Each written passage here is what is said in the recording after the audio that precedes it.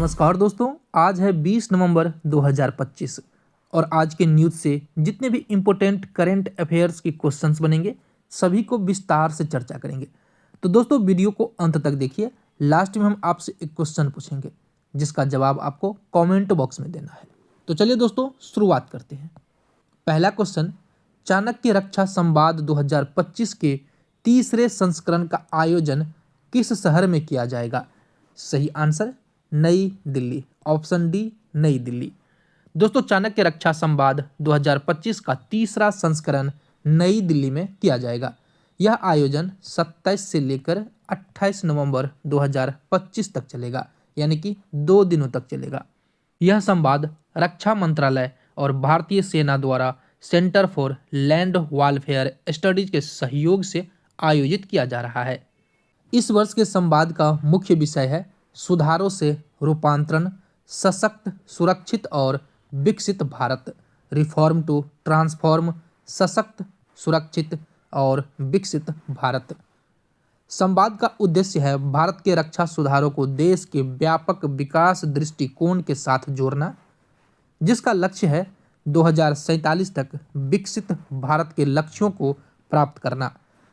इसमें कुछ महत्वपूर्ण बिंदुओं पर चर्चा शामिल है, जैसे राष्ट्रीय सुरक्षा और राष्ट्रीय विकास के बीच संबंध, तकनीकी क्षमता और राष्ट्रीय सुरक्षा के लिए स्वदेशी डिजिटल पारिस्थितिकी तंत्र का महत्व, रक्षा में आत्मनिर्भरता प्राप्त करने के तरीके, सैन्य और नागरिक क्षेत्रों के बीच सहयोग बढ़ाना।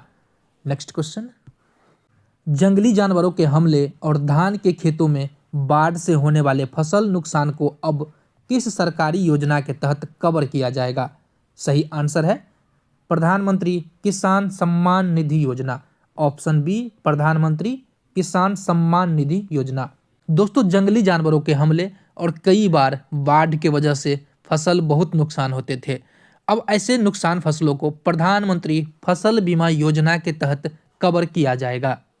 कृषि और किसान कल्याण मंत्रालय ने प्रधानमंत्री फसल बीमा योजना के तहत 2 नए जोखिमों को स्थानीयकृत जोखिम श्रेणी में शामिल किया है। जंगली जानवरों जैसे हाथी, जंगली सूअर, नीलगाय, हिरन और बंदर के हमलों से होने वाले फसल नुकसान को और धान के खेतों में बाढ़ या जल भराव से होने वाले नुकसान को, इन दोनों को प्रधानमंत्री फसल बीमा योजना में शामिल किया है। दोस्तों यह नियम खरीफ सीजन 2026 से पूरे देश में लागू होंगे। जंगली जानवरों के हमले से हुए नुकसान को इस श्रेणी के तहत 5वें एड ऑन कवर के रूप में जोड़ा गया है। इसमें राज्य की भी भूमिका है। राज्यों को उन जंगली जानवरों की सूची अधिसूचित करनी होगी जिनसे फसलों को नुकसान होता है। ऐतिहासिक डेटा के आधार पर संवेदनशील जिलों या बीमा इकाई की पहचान करनी होगी। किसानों को नुकसान फसल की सूचना 72 घंटे के भीतर क्रॉप इंश्योरेंस ऐप के माध्यम से देनी होगी। दावा प्रक्रिया को तेज, पारदर्शी, तकनीक आधारित बनाने के लिए जियो टैग की गई तस्वीर अपलोड करना अनिवार्य है। प्राकृतिक आपदाओं, कीटों और बीमारियों के कारण फसल के नुकसान की स्थिति में किसानों को वित्तीय सहायता और बीमा कवरेज प्रदान करना है। नेक्स्ट क्वेश्चन, किस देश ने फीफा विश्व कप के लिए क्वालिफाइंग करने वाला इतिहास का सबसे छोटा देश बना है? सही आंसर है कुराकाओ, ऑप्शन सी कुराकाओ। दोस्तों कुराकाओ ने जमाइका के साथ मैच ड्रॉ कराकर विश्व कप में अपनी जगह पक्की कर ली है।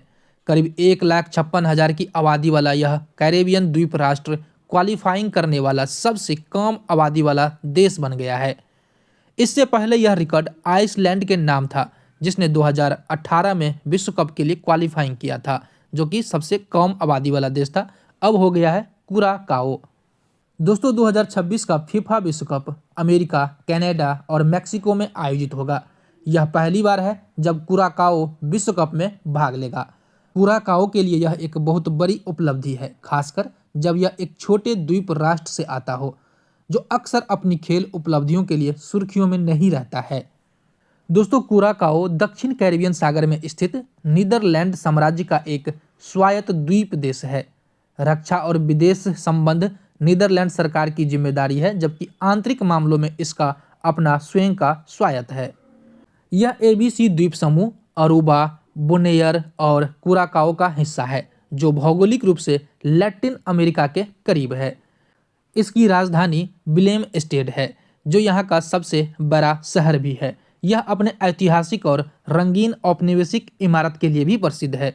दोस्तों, इसे यूनेस्को की विश्व धरोहर स्थल का दर्जा भी प्राप्त है। किसे? बिलेम स्टेड को। दोस्तों, मैप पर देख सकते हैं, यहाँ पर है कुराकाओ देश। कुराकाओ देश है, यहाँ पर है वेनेजुएला, यहाँ पर है कोलंबिया और यहाँ पर है कैरेबियन सागर में कुराकाओ देश।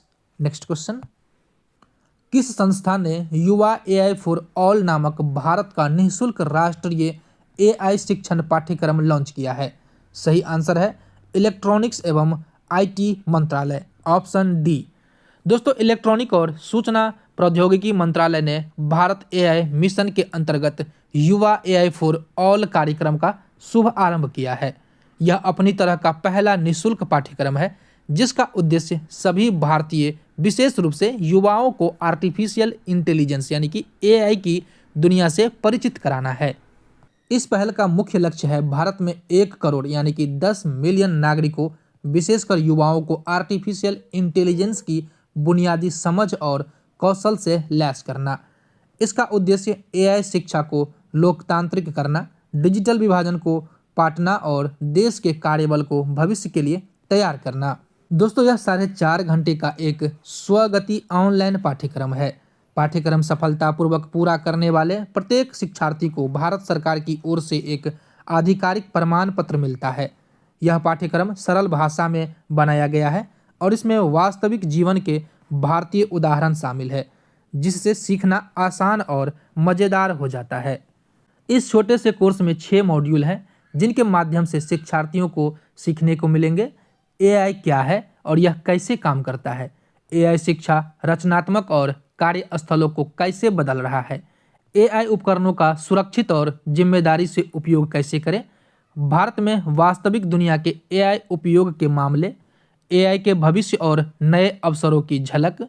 दोस्तों, यह कोर्स प्रमुख शिक्षण प्लेटफॉर्म पर निःशुल्क उपलब्ध है, जिसमें future skill prime, iGOT Karmayogi और अन्य लोकप्रिय एडटेक पोर्टल शामिल है। यह पहल इंडिया एआई मिशन के तहत इलेक्ट्रॉनिक्स और आईटी मंत्रालय द्वारा शुरू की गई है, जो भारत की राष्ट्रीय एआई रणनीति के साथ संरेखित है। नेक्स्ट क्वेश्चन, अंतर्राष्ट्रीय बिग कैट गठबंधन के तहत 2026 में ग्लोबल बिग कैट समिट की मेजबानी कौन सा देश करेगा? सही आंसर है भारत, ऑप्शन बी भारत। दोस्तों, अंतर्राष्ट्रीय बिग कैट गठबंधन के तहत ग्लोबल बिग कैट समिट 2026 की मेजबानी भारत करेगा। दोस्तों, यह महत्वपूर्ण घोषणा ब्राजील में आयोजित संयुक्त राष्ट्र जलवायु सम्मेलन यानी कि COP30 के दौरान की गई है। इसका आयोजन नई दिल्ली में होगा। यह शिखर सम्मेलन दुनिया भर के बिग कैट रेंज देशों, वैज्ञानिकों, गैर सरकारी संगठनों और नीति निर्माताओं को बड़ी बिल्ली प्रजातियों जैसे बाघ, शेर, तेंदुआ, हिम तेंदुआ के संरक्षण पर सहयोग को मजबूत करने के लिए एक साथ लाएगा। इस पर फोकस रहेगा भारत की सफल बाघ रिकवरी कहानियों, एशियाई शेर संरक्षण, हिम तेंदुओं के परिदृश्य प्रबंधन और चिता पुनर्वास कार्यक्रम के पाठों पर केंद्रित होगी। यह आयोजन दर्शाता है कि भारत वन्यजीव संरक्षण में वैश्विक नेतृत्व कर रहा है और संरक्षण प्रयासों को जलवायु कार्रवाई के एक महत्वपूर्ण घटक के रूप में पेश कर रहा है।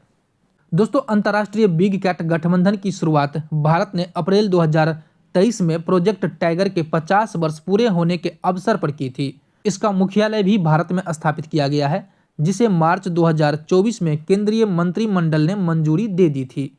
यह दुनिया का पहला ऐसा मंच है जो 7 प्रमुख बड़ी बिल्ली प्रजातियों के संरक्षण के लिए समर्पित है। इसमें कौन सब है? बाघ, शेर, तेंदुआ, हिम तेंदुआ, जगुआर, चीता और प्यूमा।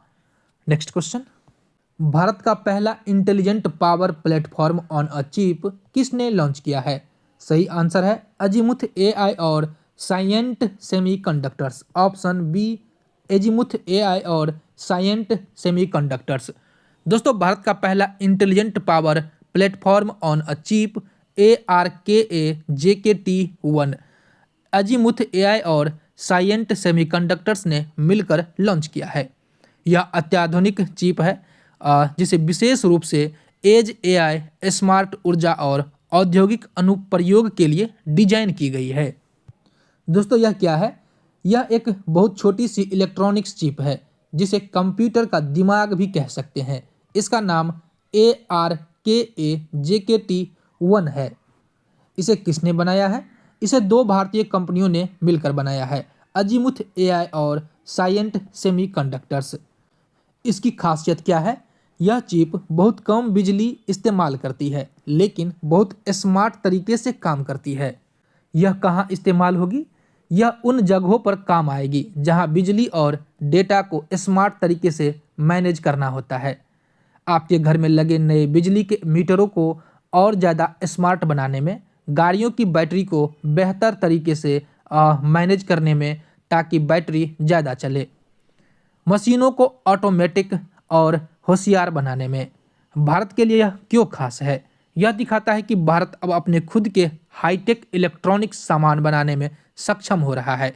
यह मेक इन इंडिया पहल के लिए एक बड़ा कदम है। नेक्स्ट क्वेश्चन, किस राज्य के पन्ना जिले के हीरे को हाल ही में जीआई टैग प्रदान किया गया है? सही आंसर है मध्य प्रदेश, ऑप्शन बी मध्य प्रदेश। दोस्तों पन्ना जिला जो मध्य प्रदेश में स्थित है, वहाँ के प्रसिद्ध हीरे को जीआई टैग प्रदान किया गया है। जीआई टैग मिलने के बाद पन्ना के हीरे को अब विश्व स्तर पर आधिकारिक तौर पर पन्ना डायमंड के नाम से जाना जाएगा। पन्ना के हीरे अपने अद्वितीय हल्के रंग, कार्बन लाइन और बेहतरीन चमक के लिए जाने जाते हैं। इन्हीं विशेषताओं के कारण उन्हें यह टैग मिला है। पन्ना का हीरा मध्य प्रदेश राज्य का 21वां जीआई टैग प्रमाणित उत्पाद बन गया है। नेक्स्ट क्वेश्चन, सिंथेटिक बायोलॉजी के संदर्भ में हाल ही में सुर्खियों में रहा बोर्डेटेला होल्मेसी क्या है? सही आंसर है एक बैक्टीरिया, ऑप्शन सी बैक्टीरिया। दोस्तों बोर्डेटेला होल्मेसी एक ग्राम निगेटिव बैक्टीरिया है जो हाल ही में भारत और अन्य जगहों पर काली खांसी जैसे श्वसन संक्रमण के मामले में वृद्धि के कारण सुर्खियों में रहा है। यह अक्सर पारंपरिक काली खांसी पैदा करने बैक्टीरिया बोर्डेटेला पर्टुसिस के साथ भ्रमित होता है क्योंकि नियमित नैदानिक प्रशिक्षण अक्सर प्रजाति विशिष्ट नहीं होते हैं। हाल के अध्ययनों ने संकेत दिया है कि उत्तरी भारत में पार्टुसिस जैसे लगभग 37% संक्रमण इस कम ज्ञात बैक्टीरिया के कारण हो रहे हैं। यह न केवल श्वसन संबंधी लक्षण पैदा कर सकता है बल्कि कुछ मामलों में विशेष रूप से कमजोर प्रतिरक्षा वाले व्यक्तियों में यह गंभीर संक्रमण जैसे निमोनिया, मेनिंजाइटिस और एंडोकार्टिस जैसे रोग पैदा कर सकते हैं। सिंथेटिक बायोलॉजी के संदर्भ में इसकी चर्चा इसलिए हो सकती है क्योंकि इसकी सही पहचान और अन्य संबंधी प्रजातियों से इसका अंतर, सटीक निदान और प्रभावी उपचार रणनीतियों के विकास के लिए नए आणविक तरीकों जैसे प्रजाति विशिष्ट पीसीआर प्रशिक्षण की आवश्यकता पर प्रकाश डालता है, जो जीनोमिक और सिंथेटिक बायोलॉजी तकनीकों का उपयोग करके संभव हो रहा है। नेक्स्ट क्वेश्चन, कैम्ब्रिज डिक्शनरी ने वर्ष 2025 का वर्ड ऑफ द ईयर किस शब्द को चुना है? सही आंसर है पैरासोशल, ऑप्शन बी पैरासोशल। दोस्तों कैम्ब्रिज डिक्शनरी ने 2025 का word of the year parasocial को चुना है। यह शब्द उन एक तरफा भावनात्मक संबंधों का वर्णन करता है जिन्हें लोग मशहूर हस्तियों, इन्फ्लुएंसर और अब कृत्रिम बुद्धिमत्ता यानी कि एआई प्रणालियों के साथ बनाने लगते हैं, भले ही वे उन्हें व्यक्तिगत रूप से नहीं जानते हैं। यह शब्द क्यों चुना गया? दोस्तों इस शब्द को चुनने के पीछे कई कारण हैं जो 2025 के सांस्कृतिक और तकनीकी परिदृश्य को दर्शाते हैं। कैम्ब्रिज डिक्शनरी की वेबसाइट पर पैरासोशल शब्द की खोज में भारी उछाल देखा गया। यह इंगित करता है कि लोग वास्तविक जीवन में इन कनेक्शनों का अनुभव कर रहे हैं या उनके बारे में उत्सुक थे। सोशल मीडिया, स्ट्रीमिंग सेवाओं और अब एआई चैटबॉट्स के उदय ने लोगों के लिए मशहूर हस्तियों, प्रभावित करने वाला इन्फ्लुएंसर और यहाँ तक कि डिजिटल संस्थाओं के साथ गहरे संबंध बनाना आसान बना दिया है, भले ही ये रिश्ते एक तरफा हो। इस शब्द ने तब मुख्य धारा का ध्यान आकर्षित किया जब यूट्यूबर स्टार आइसोस्पीड ने एक जुनूनी प्रशंसक को अपना नंबर 1 पैरासोशल कहकर ब्लॉक कर दिया। इसके बाद इस शब्द की खोज में विशेष रूप से वृद्धि देखी गई। दोस्तों पैरासोशल एक विश्लेषण है कैम्ब्रिज डिक्शनरी के अनुसार इसका मतलब है किसी ऐसे प्रसिद्ध व्यक्ति, किताब, फिल्म, टीवी श्रृंखला के किरदार या कृत्रिम बुद्धिमत्ता से संबंधित या उसमें शामिल जुड़ाव जो किसी को महसूस होता है लेकिन वह उस व्यक्ति को व्यक्तिगत रूप से नहीं जानता है। संक्षेप में कहें तो यह एक तरफा भावनात्मक संबंध है जहां एक व्यक्ति दूसरे के लिए निकटता और विश्वास महसूस करता है लेकिन दूसरा व्यक्ति उस संबंध से अनजान है, उसे नहीं जानता है। Next question, global climate change performance index 2026 में भारत कितने स्थान पर पहुंच गया है? सही आंसर है ऑप्शन सी, 23वां स्थान। दोस्तों, जलवायु परिवर्तन प्रदर्शन सूचकांक 2026 में भारत 23वें स्थान पर पहुंच गया है। भारत पिछले साल के 10वें स्थान से 13वें स्थान नीचे खिसक कर 23वां स्थान पर पहुंच गया है। दोस्तों, यह report German watch, new climate institute और क्लाइमेट एक्शन नेटवर्क द्वारा जारी की गई थी। इसे ब्राजील के बेलम में चल रहे संयुक्त राष्ट्र COP30 जलवायु शिखर सम्मेलन में प्रस्तुत किया गया था। भारत के नीचे खिसकने का मुख्य कारण कोयले के उपयोग को समाप्त करने के लिए कोई समय सीमा निर्धारण नहीं करना, जबकि यह नवीकरणीय ऊर्जा में प्रगति कर रहा है। रिपोर्ट के अनुसार भारत को पहले उच्च प्रदर्शन वाले देश से मध्यम प्रदर्शन वाले देश के रूप में वर्गीकृत किया गया है। दोस्तों, अगर बात करें इसमें पहले स्थान पर कौन है तो आपको बता दूं कि पहले 3 स्थान खाली है। दोस्तों, लगातार वर्षों की तरह इस साल भी सूचकांक में कोई भी देश इतना अच्छा प्रदर्शन नहीं कर पाया कि वह पहले, दूसरे और तीसरे स्थान पर आ सके। ये स्थान खाली रखे गए हैं क्योंकि किसी भी देश ने पेरिस समझौता के लक्ष्यों को पूरी तरह से प्राप्त नहीं किया है। डेनमार्क को चौथे स्थान पर रखा गया है जो सूचकांक में सर्वोच्च रैंक है। इसके बाद यूनाइटेड किंगडम 5वां स्थान पर और मोरक्को 6ठा स्थान पर है। सऊदी अरब, ईरान और संयुक्त राज्य अमेरिका सबसे निचले पायदान पर है जो पेट्रो स्टेटस के जलवायु प्रदर्शन को दर्शाते हैं। भारत का स्थान 23वां है। नेक्स्ट क्वेश्चन, तो दोस्तों ये है आज का क्वेश्चन, किस राज्य ने अपनी डिजिटल नोमैड विलेज स्थापित करने की घोषणा की है? इसका जवाब आप कमेंट बॉक्स में दें। दोस्तों, यह है कल का क्वेश्चन, किस देश ने हाल ही में चंद्रमा पर आयरन ऑक्साइड क्रिस्टल की खोज की है? इसका सही आंसर है ऑप्शन बी, चीन। तो दोस्तों, यह सेशन हमारा यहीं पर समाप्त होता है। वीडियो को लाइक करें, कमेंट करें और सब्सक्राइब करें। धन्यवाद। मिलते हैं नेक्स्ट सेशन में।